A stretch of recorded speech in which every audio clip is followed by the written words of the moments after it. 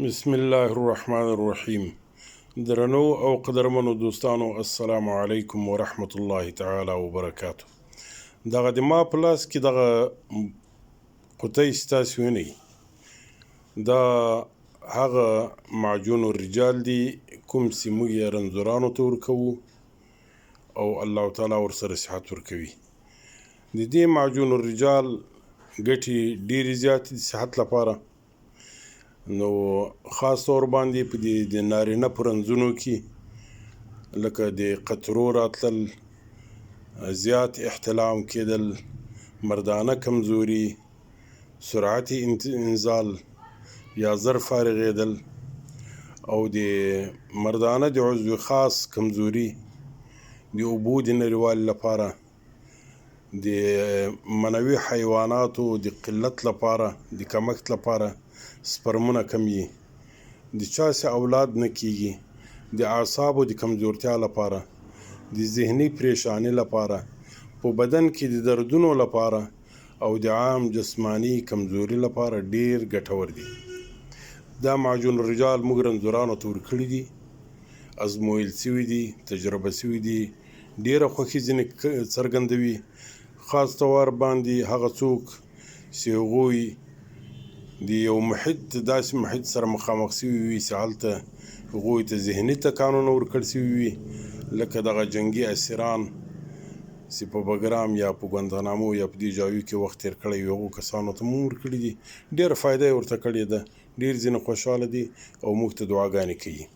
دا معجون الرجال تاسې له موږ ترلاسه کولی شئ، په کومه اندازه باندې جوړوو، تازه تازه.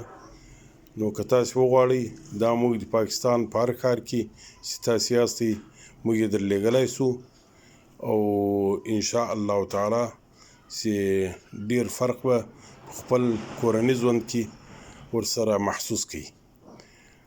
دا د ودګنیو لپاره، د هغه چا لپاره چې ودونه یې کړي وي او د هغه چا لپاره هم ډیره ګټه کوي چې خپله ځواني په غلطو کارونو باندې ضایع کړې وي، سهوی ځینې سوي، انسان د تېروتنه ځینې کیږي.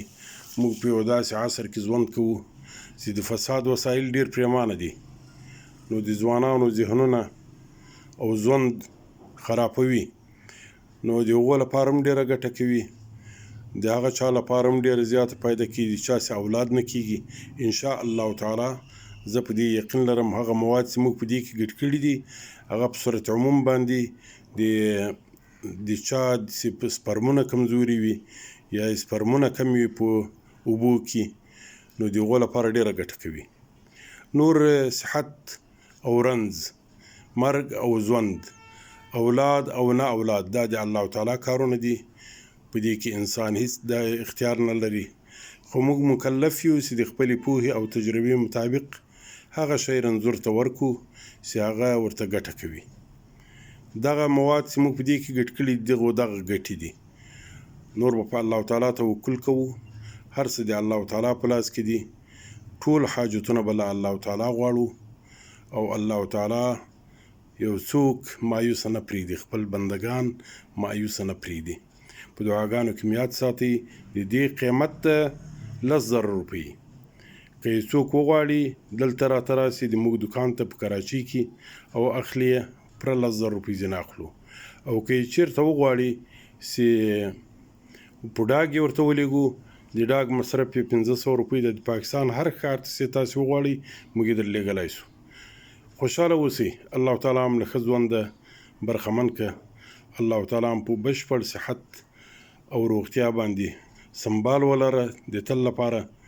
والسلام علیکم ورحمت الله تعالی وبرکاته. زه حکیم مولوي قدوسي له کراچۍ خبرې کوم.